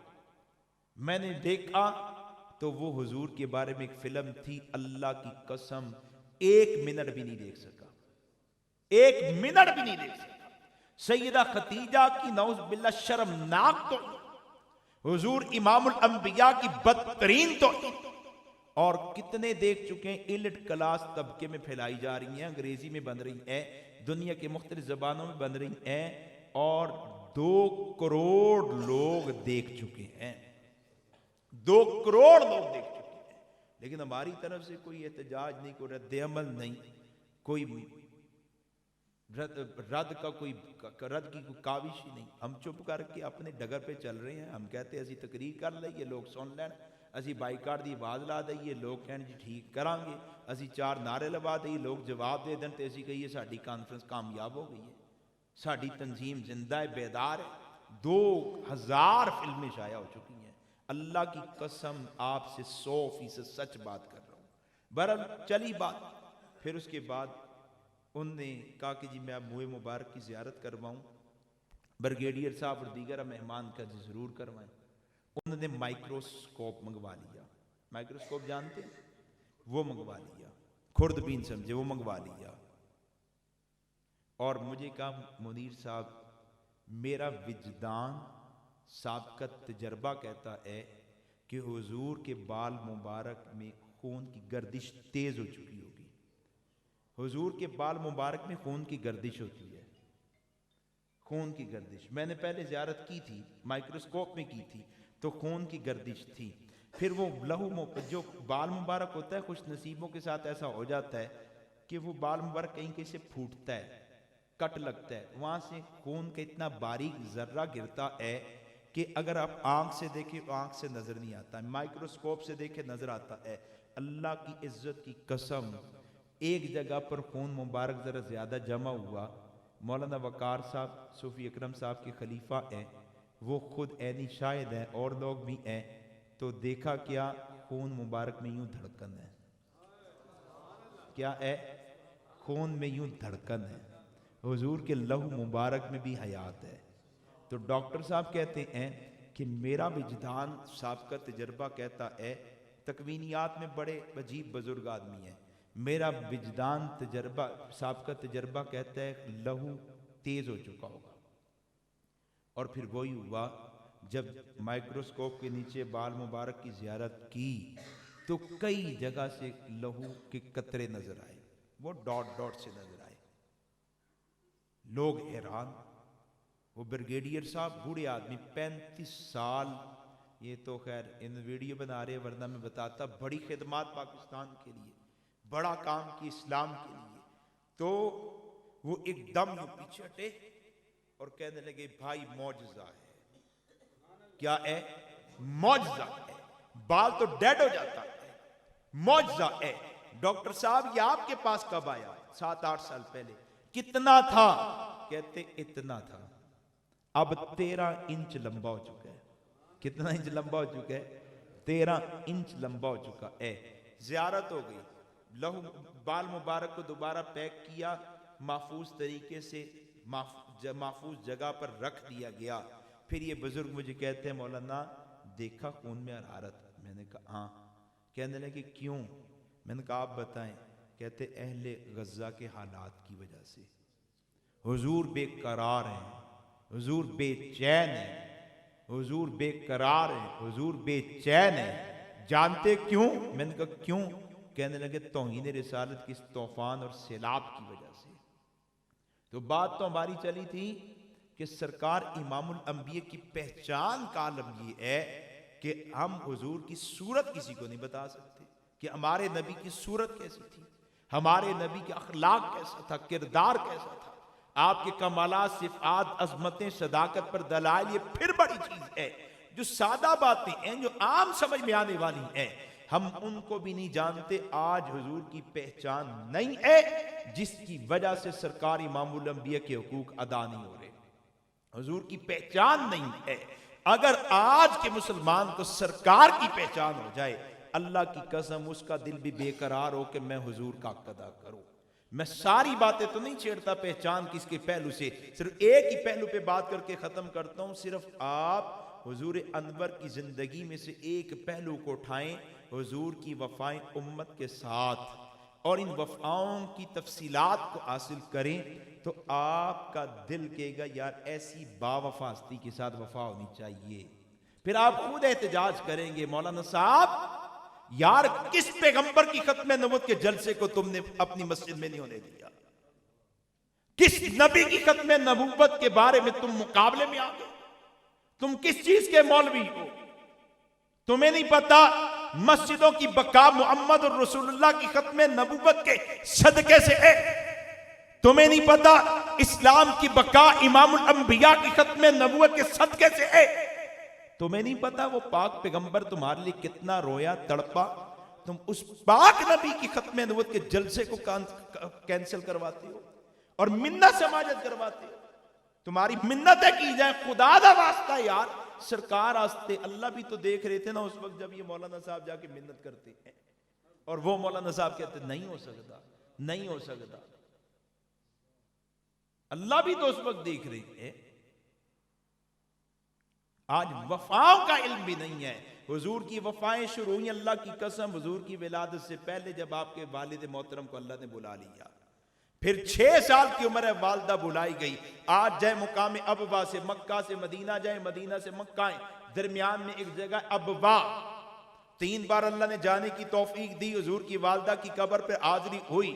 بیابان جنگل ہے اور جب وہاں پہنچے سارا نقشہ وہ جو سیرت حدیث کی کتابوں میں آیا ذہن میں گھومنے لگا کہ حضور کی والدہ محترمہ کا انتقال ہوا. ادھر دادا کی قبر پہ لپٹ کے رو کے ابوا پہنچے ہیں، مکہ جا رہے ہیں. والدہ کا بھی انتقال ہوا، قبر میں اتارا گیا تو حضور کے ساتھ ام ایمن مٹی کو اٹھا کے حضور کی والدہ کی قبر پہ ڈالتی ہے تو حضور ہاتھ پکڑ دیتے ہیں. ام ایمن میری ماں پر مٹی کیوں ڈالتی ہو؟ ہاتھ پکڑ دیتے ہیں. قبر تیار ہو گئی، آپ کی تدفین ہو گئی. مکہ کی طرف چلنے لگی تو حضور پلٹ کے ماں کی قبر کو دیکھتے ہیں، ہاتھ چھڑا کے آ کے ماں کی قبر سے لپٹ جاتے ہیں، روتے ہیں. مکہ پہنچے، دادا کا انتقال ہوا.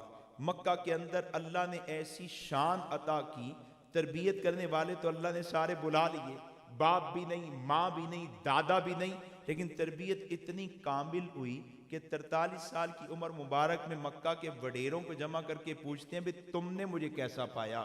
کہتے بچپن، لڑکپن، نوجوانی، جوانی، یہ ساری زندگی پاکیزہ، امانت دار، دیانت دار. پھر سرکار آگے ایمان کی دعوت دیتے ہیں.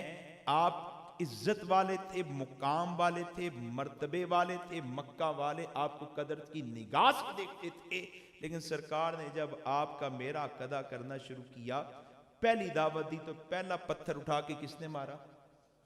چچا نے. تو سرکار نے چچا کو وصول کیا، اپنی رشتہ داری کو نبھایا یا آپ کا ادا کیا؟ رشتہ داری چھوڑ دی، قبیلہ مقابلے میں چھوڑ دیا اور قبائل مقابلے میں چھوڑ دیے. پورے خاندان کی مخالفت برداشت کی، لیکن اللہ کی قسم حضور نے آپ سے بے وفائی نہیں کی. بیٹیوں کو طلاق ملی، آپ سے بے وفائی نہیں کی. روزانہ ستائے جا رہے ہیں، رلائے جا رہے ہیں، تڑپائے جا رہے ہیں، آپ سے بے وفائی نہیں کی. سرکار کی پوری مکہ کی زندگی میں خدیجہ جب تک حیات رہی ہے، سرکار گھر میں آتے ہیں تو ہر رات سیدہ خدیجہ کو حضور کے لیے تسلی کے جملے کہنے ہوتے ہیں. غم زدہ آ رہے ہیں، رو رہے ہیں اور خدیجہ تسلی کے جملے کہتی ہیں. پھر حضور امام الانبیاء پر جسمانی ٹارچر، تشدد ہوا. آپ نے تو وادی طائف کے حالات کو سنا. ہاں ٹھیک ہے، بڑا ظلم ہوا ہے. 3 کلومیٹر لمبا راستہ پتھروں میں آپ نے سفر کیا. طائف کی وادی میں آج بھی ایک جگہ پر علامت موجود ہے جہاں حضور گرے، بے ہوش ہوئے. اداس وہ باغ موجود ہے، مسجد وہ جگہ موجود ہے جہاں حضور نے آرام کیا. زخم میں پورا وجود زخم تھا، لیکن سرکار پھر بھی آپ کے حق کو ادا کرتے ہیں. پھر مکہ میں آئے روز ایک صحابی وہ کہتے ہیں کہ میں مکہ کے بازار میں آیا، میں نے دیکھا ایک بندہ کہہ رہا ہے قولو لا الہ الا اللہ تفلحو، لوگوں کو لا الہ الا اللہ کامیاب ہو جاؤ گے، لوگ اس کی مخالفت کرتے اور ایک بندہ اس کے پیچھے لگا ہے، روکتا ہے اور لوگوں کو کہتا ہے دا اس کو چھوڑو بھائی، انہو کذاب، یہ تو جھوٹا ہے، پھر پتھر اٹھا کے مارتا ہے۔ میں نے کہا یہ مظلوم کون ہے؟ کہ مظلوم کون ہے؟ تو مکہ والوں نے کہا محمد بن عبداللہ ہے۔ یہ ظالم کون ہے؟ یہ ابو لہب ہے، ابو لہب چچا ہے۔ سرکار بھرے بازار میں مخالفتیں برداشت کر رہے ہیں، تشدد برداشت کر رہے ہیں، لیکن امت کے حق کی ادائیگی کو نہیں چھوڑتے۔ ایک صحابی حضرت عبداللہ فرماتے ہیں میں مکہ میں تجارت کے لیے آیا، مکہ کے بازار میں داخل ہوتے ایک بندے کو دیکھا، وہ کہتا ہے قل لا الہ الا اللہ تفلی، اے بندے خدا تو لا الہ الا اللہ کہہ کامیاب ہو جائے گا۔ انکار کیا، دوسرے کو دعوت دی، انکار کیا، تیسرے کو دعوت دی، انکار کیا، چوتھے کو دعوت دی، انکار کیا۔ پھر یہ سارے مل کے ان کی مخالفت کرنے لگے، ان کو جھٹلانے لگے، ان کی توہین کرنے لگے، یہ باز نہیں آئے۔ پھر انہوں نے پتھر اٹھا کے ان کو مارے، زخمی کیا، پھر باز نہیں آئے۔ پھر یہ بغیرت جسارت میں بڑے اور انہوں نے کوڑا کرکٹ غلاظت اوپر پھینکی، وہ پھر باز نہیں آئے۔ ایک بغیرت جسارت میں بڑا اور آگے آ کے چہرے انور پر تھوک دیا، چہرے پہ تھوکا گیا، لیکن پھر باز نہیں آئے۔ کہتے ہیں میں نے دیکھا ایک بچی ہاتھ میں کٹورا لی آئی، ہاتھ میں کٹورا لی آئی، پانی کا کٹورا ہاتھ میں ہے، آنکھوں سے آنسو جاری ہیں۔ مظلوم کے سامنے یہی پانی پیش کیا، مظلوم نے پانی لیا، چہرے کو دھویا، لہو کو پونجا، اور پھر خود بھی روتے ہوئے بیٹی کو کہا بیٹا غم مت کر، تیرے باپ کی دعوت اور دین بالآخر غالب آ کے رہے گی۔ میں نے پوچھا یہ مظلوم کون ہے؟ کہتے محمد بن عبداللہ ہے۔ اچھا یہ بچی کون ہے؟ کہتے زینب نام ہے، انہی کی بیٹی ہے۔ 7 سالہ زینب کا مکہ میں آنسو پونچھنے والا کوئی نہیں ہے۔ بھرے بازاروں میں بیٹیوں کو رلایا جا رہا ہے، بیٹی باپ کے ساتھ ہمدردی کا تعلق رکھتی ہے، بیٹا باپ کے ساتھ غیرت کا تعلق رکھتا ہے۔ بیٹے کو پتہ چلا باپ کو گالی پڑی، غیرت کھا جائے گا، ہمدردی کا پہلو نیچے، غیرت کا پہلو اوپر۔ بیٹی کو پتہ چلا باپ کو گالی پڑی، غیرت بھی کھائے گی، لیکن بیٹی کے اندر ہمدردی عجیب ہے، بیٹی باپ پر فدا ہے۔ یہ بیٹی آپ کی وجہ سے غم برداشت کرتی ہے، باپ آپ کی وجہ سے غم برداشت کرتا ہے۔ جنہوں نے ہمارا، جس گھرانے نے ہمارا قضا کیا، ہم اس گھر کا کتنا قضا کرنے والے ہیں۔ سیدہ عائشہ کو حضور نے کہا، فرمایا عائشہ میرے پڑوسی بڑے گندے تھے، دشمنی تو تھی لیکن گندہ دشمن تھے۔ حضور کیا کرتے تھے؟ عائشہ بائیں طرف عقبہ تھا، دائیں طرف ابو جہل تھا، میں صبح نکلتا تو میرے گھر کی چوکھٹ پر غلاظت کے ڈھیر پڑے ہوتے تھے۔ پھر کیا کرتے تھے؟ حضور حضرت بلال کو بلاتے تھے، بلال آؤ غلاظت اٹھا دو، خباب تم آؤ غلاظت اٹھا دو، ابو بکر آؤ، عمر آؤ، عثمان آؤ، تم آ کے غلاظت اٹھاؤ، یا خدیجہ کو آواز دی کہ آؤ، بیٹا فاطمہ تم آؤ، رقیہ ام کلثوم زینب تم آؤ، نہیں، خدا کی قسم محمد پاک صلی اللہ علیہ وسلم اپنے ہاتھوں سے غلاظت کو اٹھاتے تھے، خود غلاظت کو اٹھا کے پیچھے کرتے تھے۔ جو پاک پیغمبر آپ کے میرے حق کے لیے یہاں تک گئے ہیں، اس پاک پیغمبر کی عزت ختم نبوت کی دفاع کے لیے ہمارا کیا کردار ہے؟ میں پھر کہتا ہوں، میں جلا بونا ہوں، میری بات کا برا محسوس نہ کر، ہمارا یہ کردار ہے کہ مسجد میں ختم کا پروگرام نہیں ہونے دینا، مسجد میں پروگرام نہیں ہونے دینا، ہمارا یہ کردار ہے۔ اللہ کی قسم میں اس علاقے میں ہوتا، میں کلہ مولوی مقابلے میں آ کے بتاتا، میں نے کام کیا تو تھڑوں سے کام کیا ہے، پورے ملک کے اندر میں نے کام نہ کرنا تو قبول کیا، لیکن بے غیرت بن کے حضور کی ذات پر سمجھوتا قبول نہیں کیا۔ مسجد والا نہ آنے دے کوئی سروکار نہیں، مدرسہ والا دوبارہ نہ آنے دے کوئی سروکار نہیں، لیکن حضور کی ذات پر جا کے بے غیرتی کی چادر تان کے بیٹھ جائے، بے غیرت بن جائے، جو مرضی لچا لفنگا ہو یا کوئی تاجر زمیندار ہو، مولوی مفتی ہو، سرکار کی عزت کی بات ہے، ختم نبوت کی بات آئے، سرکار کی حیات کی بات آئے، اپنی گندی سوچ کو درمیان میں لے آئے، اپنے گندے نظریے کو درمیان میں لے آئے، اپنے گھٹیا مزاج کو درمیان میں لے آئے، اپنی خود ساختہ ترجیحات کو درمیان میں لے آئے۔ ذات پیغمبر سب سے اونچی ہے، مقام پیغمبر سب سے اونچا ہے، تو اللہ کی قسم حضور کا کام بھی سب سے اونچا ہے۔ حضور کی ذات پر بھی سمجھوتا نہیں، اور سرکار کی ختم نبوت کے عنوان پر بھی سمجھوتا نہیں ہو سکتا. ممکن ہی نہیں ہے کہ حضور کا نام لیوا حضور کے دشمنوں کے ساتھ اور مخالفین کے ساتھ سمجھوتے کر کے بیٹھ جائے. ہمیں تو دو ٹوک موقف اپنانا چاہیے. مسجد کسی کے باپ کی ہے, وقف کی جگہ ہے. اگر اس جگہ یہ قرآن اٹھا کے پڑھنے لگے تو دوسرا بندہ آیا قرآن چھین لیا, نہیں پڑھا جائے گا قرآن مسجد میں, تو اسی سارے احتجاج کرو گے او جی مسجد جو قرآن پڑھن تو روک لیتا. کڈو مولوی نو, کڈو انتظامیہ دے صدر نو, کڈو اس نمازی نو, کڈو ذمہ دار نو, کڈو اس تاجر نو, مسجد جو قرآن پڑھن تو روکیا. اور جس کے صدقے قرآن ملا ہے اس کی بات کرنے سے روکا گیا تو کوئی سری کوئی نہیں ہے. چپ کر کے نمازی ادھر دی ادھر آ کے ٹھیک ہے جناب اسی اتھے جلسہ کر دیں گے, اڈے تسی پورا من رہندے نہیں, اسی اتھے جلسہ کر دیں گے. بھئی حضور کے پاک نام سے ہمیں ملک پاکستان میں روکے. ایس ایچ او کے پروگرام نہیں ہونے دینا. پورے ناروال میں خبر پہنچے گی او جی تلمنڈی دے ایس ایچ او نے پروگرام رکمان دی کوشش کی تھی, مولوی ڈٹ گئے, عوام ڈٹ گئی, تے مولوی منیر آ کے پروگرام رکوا دے تے ادو حکمتاں بھی سیرتاں یاد آ جانی ہے, ساڈا امام ہے اے یاد آ جانا ہے, ساڈا محلے دار ہے اے یاد آ جانا ہے. خدا کی قسم حضور سے بڑھ کر کوئی نہیں ہے. وہ پاک نبی اتنی وفائیں کرتا ہے, اتنی وفائیں کرتا ہے. بات ختم کرنے لگا ہوں. حضور نے مکہ سے ہجرت کی ہے, مدینہ گئے تو کیا راحت آرام سے رہے, حق کی ادائیگی چھوڑ دی. سید عائشہ فرماتی ہیں کہ حضور کو دیکھا سو رہے ہیں, آپ کی گال دائیں, آپ کا ہاتھ دایاں ہاتھ دائیں گال کے نیچے, بائیں ہاتھ بائیں ران کے اوپر, اور آپ کی دائیں ہاتھ کی ہتھیلی میں آپ کے آنسو جمع ہو چکے ہیں. پیغمبر سوتے میں آپ کے روتا ہے, سوتے میں آپ کے روتا ہے.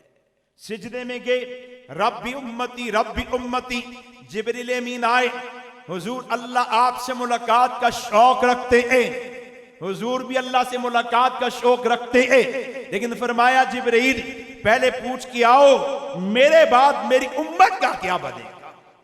اللہ سے ملاقات کا شوق انتہائی درجے میں, لیکن سرکار اپنے شوق کو پھر دبا گئے. فرماتے میرے بعد میری امت کا کیا بنے گا. جانے لگے تو فرمایا اے صحابہ حیاتی خیر لکم و مماتی خیر لکم, میری حیات میں بھی تمہارے لیے خیر, میری وفات میں بھی تمہارے لیے خیر. صحابہ نے عرض کی حضور آپ کی حیات میں تو خیر ہے, آپ کی وفات میں ہمارے لیے خیر مطلب کیا ہے. فرمایا صحابہ جب میں فوت ہو جاؤں گا قبر میں جاؤں گا تمہارے اعمال مجھ تک پہنچائے جائیں گے, نیک اعمال پہنچیں گے تو میں کہوں گا الحمدللہ اللہ تیرا کرم میری امت کو نیکی پہ باقی رکھا. اگر برے اعمال پہنچے حضور رنجیدہ ہو جاتے ہیں, غمزدہ ہو جاتے ہیں. میرے محبوب شیخ حضرت صوفی سرور صاحب رحمۃ اللہ علیہ ایک مجلس میں فرمانے لگے کہ بچوں گناہ کو چھوڑ دو, اس لیے کہ رب ناراض ہوتا ہے, اور اس لیے بھی کہ تمہارے گناہ تمہارے محبوب کو رنجیدہ کر دیتے ہیں, غمزدہ کر دیتے ہیں. فرمایا برے اعمال پہنچیں گے حضور رنجیدہ ہوتے ہیں, لیکن قربان جائیں وفاؤں پر. حضور نے فرمایا استغفرت لکم, میں قبر میں بھی تمہارے لیے استغفار کروں گا. مجھے ایک بندے نے کہا میرے بیان کے بعد او جی قبر جو استغفار, میں کہا ساڑھے ہستے تاڑھے ہستے نہیں, ساڑھے ہستے کر دینے, ہمارے لیے کر رہے ہیں, تمہارے لیے نہیں ہے. تم مانتے نہیں ہو تو تمہارے لیے ہے بھی کوئی نہیں. میں اگر ان کے مقام کو نہ مانوں, میں کوئی جو تاڑی من نہیں مزہ آندا تاڑی نات سنوں دا, لیکن آ جاؤ کوئی گل نہیں تو کہن گے پاجی جب اینی تاڑے اندر استغنا ہے تو جاؤ. پھر ایک عام آدمی وہ مجھے لفٹ نہ کرائے جب میں اس کو اس کے مقام سے نیچے لے جاؤں, تو سرکار امام الانبیاء کے مقام سے کہ ان کو نیچے لے جانا شروع کرے تو کیا حضور اس کی طرف توجہ فرمائیں گے. میں کہ جی ساڑھے ہستے استغفار ہے, تاڑے ہستے کوئی نہیں. ہم مانتے ہیں ہمارے لیے استغفار ہے. جیسے حضرت مولانا امین صدر رکاڑی صاحب کہتے ہیں میں مکہ سے مدینہ جا رہا تھا تو ایک بندے نے مجھے کہا تسی مدینہ جا رہے ہو, میں کہا تو بھی جا رہے, اچھا تسی کیوں جا رہے ہو, کہتا فرمانے لگے حضور سے ملاقات کے لیے. بڑی پیاری بات ہے. شیخ شعراوی رحمۃ اللہ علیہ مکہ سے مدینہ جانے لگے تو مکہ کے علماء کو کہا میں حضور کی زیارت کے لیے جاتا ہوں. مکہ والوں نے جو مولوی دو چار تھے وہاں, انہوں نے کہا حضرت کیا کہہ رہے ہیں, ہاں حضور کی زیارت کے لیے. اور نانا آپ کہیں کہ میں مسجد کی زیارت کے لیے جاتا ہوں. پھر میں نہیں میں حضور سے ملاقات اور حضور کی زیارت کے لیے جاتا ہوں. انہوں نے پھر کہا نہیں حضرت مسجد کی زیارت کہیں. پھر میں نہیں, تکرار بڑھا تو پھر میں اچھا یار تم بتاؤ میں نقصان کو سودا کیوں کروں. بھی کیسا نقصان, کہتے مکہ میں حرم میں ایک نماز پر اجر کہتے 1 لاکھ نمازوں کا, اور مدینہ میں مسجد نبوی میں تو انہوں نے کہا جی ایک نماز پر 1000 کا، اور ایک روایت میں ایک نماز پر امین صدر اکاڑی صاحب سے کسی نے پوچھا اسی سفر میں کہ ادھر نماز کا اجر کہتے ایک نماز پر 50,000 نمازوں، کہتا وہ ضعیف روایت ہے، تو کہنے لگے میں تو اسی ضعیف روایت پر اجر لیتا ہوں، تم صحیح روایت پر اجر لینا۔ امام مالک تو فرماتے ہیں کہ ایک نماز پر مسجد نبوی شریف میں ایک نماز پر 4 لاکھ نمازوں کا اجر ہے، 4 لاکھ نمازوں کا اجر ہے۔ تو برحال شیخ شعراوی نے کہا میں نقصان کا سودا کیوں کروں، کیوں ادھر نمازوں کا اجر کہتے ایک نماز پر 1 لاکھ، ادھر کہتے ایک نماز پر 1000۔ شیخ نے کہا کہ مجھے ادھر جا کے نماز کے لیے ادھر جا کے ایک نماز پر 99,000 نمازوں کا نقصان ہے، اس لیے میں نماز کی نیت سے نہیں جا رہا، میں سرکار سے ملاقات اور دیدار کی نیت سے جا رہا ہوں۔ حضور سے ملاقات اور حضور کی دیدار سے بڑھ کر کائنات میں کوئی نیکی نہیں ہے، اس سے بڑھ کر کوئی نیکی نہیں۔ میں تو ان سے ملاقات میں بھی جاتا ہوں تو میں حضور سے ملاقات کے لیے جاتا ہوں۔ وہ ایک شاعر نے، حضرت کو شعر یاد ہوگا، وہ شاعر نے کہا تھا کہ حضور میں آپ کی جالیوں کو دیکھ کے آیا نا تو گویا میں آپ ہی کا دیدار کر آیا ہوں، بس انتہا ہماری یہ ہے، آپ کی جالیوں کا دیدار گویا آپ ہی کا دیدار کر کے آیا ہوں۔ تو بر واپس ہیں، سرکار فرماتے میں تمہارے لیے استغفار کروں گا۔ ایک روایت میں آپ نے فرمایا اذا مت لا ازال فی قبری امتی امتی حتی ینفخ فی الصور، جب میں فوت ہو جاؤں گا قبر میں اتروں گا تو تمہارے لیے مسلسل اللہ سے دعا کرتا رہوں گا، اے اللہ میری امت، اے اللہ میری امت، اے اللہ میری امت، مسلسل دعا کرتا رہوں گا۔ حضرت فضل بن عباس، حضرت علی المرتضیٰ، 2 صحابی حضور کو قبر اطہر میں اتارتے ہیں۔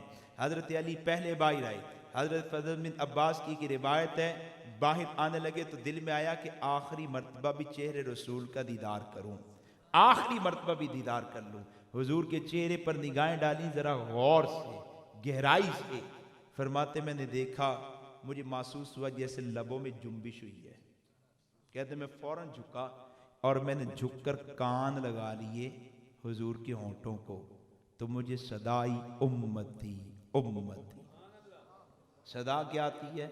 امتی امتی۔ جن کو حضور کی، جن کے پاس حضور کی حیات کا عقیدہ نہیں ہے وہ مدینہ جا کے لیتے کیا ہے؟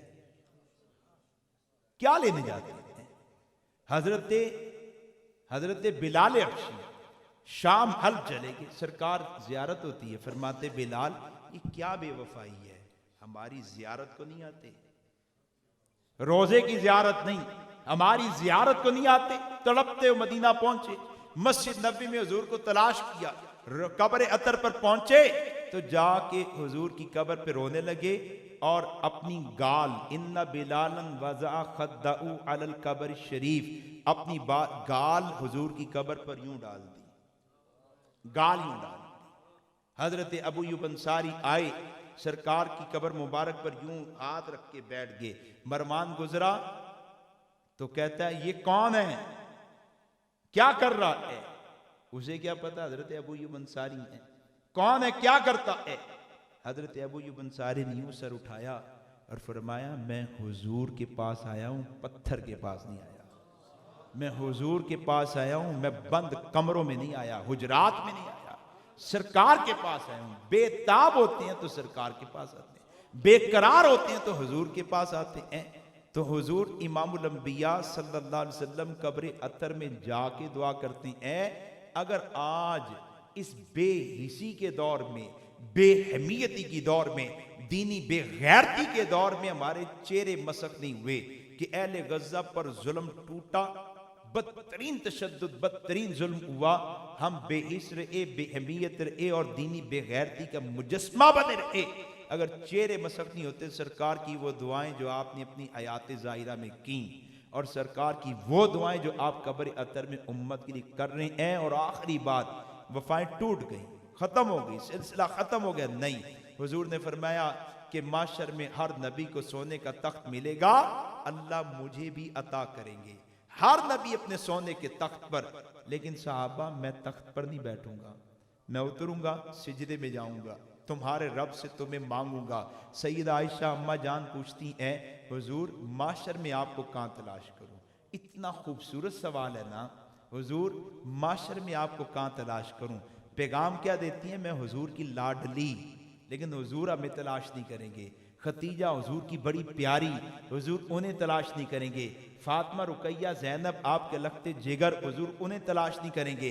हसनैन, करीमैन को तलाश नहीं करेंगे। हमने हुजूर को तलाश करना है। हुजूर आपको कहाँ तलाश करूं? फरमाया पुल मीज़ान पर आ जाना। हुजूर वहां ना पाऊं, आयशा हौज़े कौसर पर आ जाना। हुजूर वहां ना पाऊं, आयशा पुल सिरात पर आ जाना। फिर खुद फरमाया आयशा इन 3 जगहों के अलावा मोहम्मद को कहीं और नहीं पाओगी, माशर में इन्हीं 3 जगहों के पाओगी। हजरत हाजी इब्रादुल्लाह मुहाजिर मक्की फरमाते हैं जब से हमने पता चला कि हुजूर मीज़ान पर भी हैं, हौज़ पर भी हैं, पुल सिरात पर भी हैं, तो निजात की उम्मीदें बढ़ गई हैं कि जब हुजूर है तो रब खैर फरमाएंगे। यहां भी हैं, वहां भी हैं, वहां भी हैं। मैं अपने मदरसे की मस्जिद से निकला, घर जाने लगा, मैंने बागीचे में देखा खूबसूरत लिबास में फरिश्ते फिर रहे हैं, इमामे पहने, हाथों में कुरान है। मैं समझ गया दर्जा हिफ्ज़ वालों का इम्तिहान है। मैंने अल्लाह को कहा अल्लाह इनकी खाक, पाँव की खाक के सदके मेरी नजर को कुरान के लिए कबूल कर। दुआएं करता हुआ घर की तरफ जा रहा हूं, आगे से कारी साहब ने यूं हाथ मिलाया, अस्सलामु अलैकुम। वालेकुम अस्सलाम। हजरत कारी साहब इधर किधर, इस हमारे इदारे में कैसे? कहने लगे वो बच्चों का ना हिफ्ज़ का इम्तिहान है। तो मैंने हंसते हुए कहा आपका भी इम्तिहान है? कहते नहीं, उनका इम्तिहान है। मैंने कहा फिर आप किधर? कहते बच्चों की हौसला अफजाई के लिए। किस लिए? अब मेरे ज़हन में फौरन आया, मैं स्कूल पढ़ा, मेरा उस्ताद तो नहीं आया कि मुनीर की हौसला अफजाई। कॉलेज पढ़ा, इम्तिहान के मौके पर नहीं आए, मेरी हौसला अफजाई। और जनाब ये कुरान वाला कितना मुखलिस है, इस बच्चे का हाफिज का बाप नहीं आया, भाई नहीं आया, इस बच्चे का चचा मामा नहीं आया, जब से पढ़ रहा ऐसी को फिक्र है, बाप को फिक्र नहीं, मेरा बेटा हाफिज बन रहा है। उम्र पे जा रहे, कारी साहब मदरसे के कारी साहब पैगाम आया, मौलाना साहब आपके बच्चे के इतने पारे हिफ्ज़ हो चुके, ये मंजिल है, ये सबकी ये सबक है, आपने मंजिल सुननी, सबकी सुननी, सबक सुनना, नागा नहीं करना, सुस्ती नहीं करनी, मंजिल कच्ची हो जाएगी। मैंने अपनी आलिया को कहा देखो बेटा मेरा है, फिक्र कारी कुरान को है। उस्ताद के बड़ी बावफा कौम है, सुबह से रात तक बच्चे पे मेहनत, बाप को पता ही नहीं होता बच्चा कहां पहुंचा है। कारी खुशखबरी सुनाता ताड़ा बच्चा हाफिज बढ़ना लाजे। तो मैंने कहा बड़े बावफा हो, लेकिन साथ ही दूसरी बात ज़हन में आई, हुजूर भी पुल सिरात पर मीज़ान पर मौजूद हैं कि मेरी उम्मत को हौसला रहे। ये कारी मौजूद है, मेरी बच्चों को हौसला रहे, हुजूर मौजूद है, मेरी उम्मत को हौसला रहे कि मोहम्मद रसूलुल्लाह खुद मौजूद है। फिर मुझे कारी साहब कहते हैं यार वो मुमतहिन है, इसके पास बच्चों ने इम्तिहान देना है, तो अगर आप मुलाकात करवा दें। मैंने कहा क्या करना है? कहने लगे मैंने उसे कहना है कि हाथ तोला रखे, आसान जगह तो सुने, नंबर खुले ला दे। मैंने कहा वो कारी आपको जानता है? कहते नहीं। मैंने कहा आप उसे जानते हैं? कहते नहीं।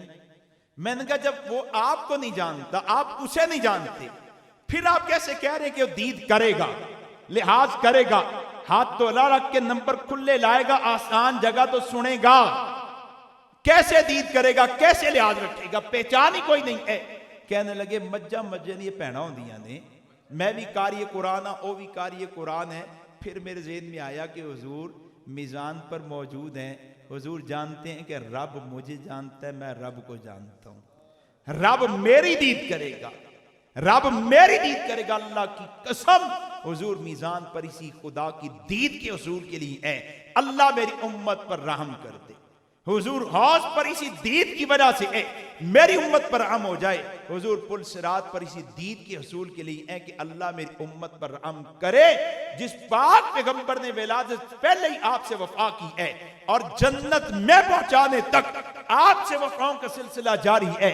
उस पाक पैगंबर की इज्जत, उस पाक पैगंबर की नामूस, उस पाक पैगंबर की खत्म नबूवत के दिफा के लिए हमने क्या किरदार अदा किया है, हमने उनसे कितनी वफा की है, हमने उनका कितना हक अदा किया है। आज की मजलिस में आप ये नियत, अज़म, इरादा बल्कि अपने साथ वादा करके जाए कि इंशाअल्लाह आखिरी सांस तक सरकार के हर एक हक को अदा करेंगे। इमामुल अंबिया की इज्जत, हुर्मत آپ کی ختم نبوت مقام کا دفاع کریں گے، اس دفاع میں مال بھی لگائیں گے، صلاحیت بھی لگائیں گے، اوقات بھی لگائیں گے، تعلقات بھی لگائیں گے، اور اس راستے پہ جان مانگی گئی تو باخوشی اپنی جان نام مصطفیٰ پر فدا کر جائیں گے۔ اللہ کریم ہمارے مال، جان، آل، اولاد امام الانبیاء جناب محمد مصطفیٰ صلی اللہ علیہ وسلم کی عزت حرمت ان کے دین کے لیے قبول فرما لے، اور اللہ کریم اس مسجد کو حضور کی ختم نبوت کا گڑھ بنائے، مرکز بنائے۔ میں اپنے تمام دوستوں سے جن کا بغیر واسطے مجھ سے رابطہ تعلق رہتا ہے ان سے گزارش کرتا ہوں کہ پاجی چھوڑ دو کس نے کیا کیا، اس کا اور اس کا اب رب جانے، آپ اب یہ نیت کریں کہ اس کو ہم نے ختم کا مرکز بنانا ہے، یہیں سے حضور امام الانبیاء کی ختم نبوت کا پرچار کرنا ہے۔ اللہ کریم اس ادارے کو، ادارے والوں کو بھی شرف قبولیت نصیب فرمائے۔